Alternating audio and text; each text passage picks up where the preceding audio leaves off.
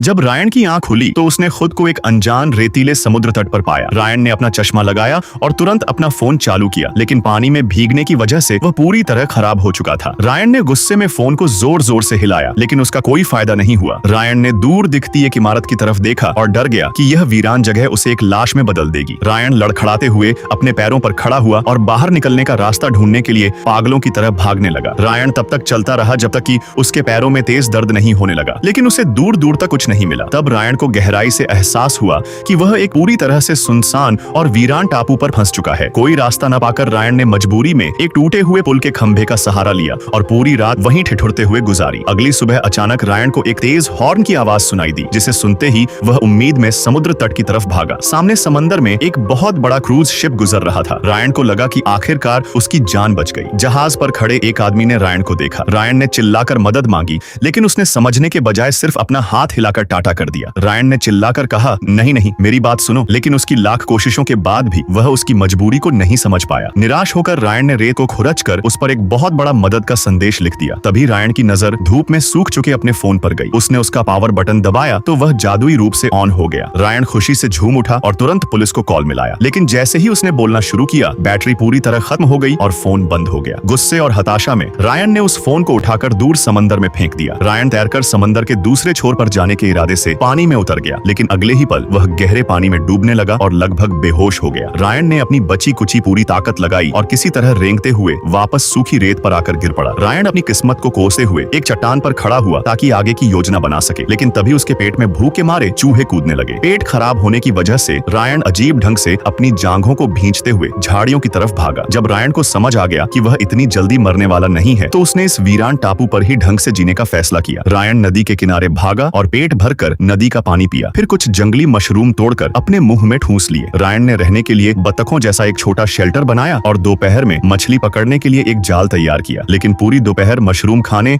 और जाल फेंकने के बाद भी रायन के हाथ एक भी मछली नहीं लगी। कमेंट करो, पार्ट 2 वीडियो मिल जाएगी।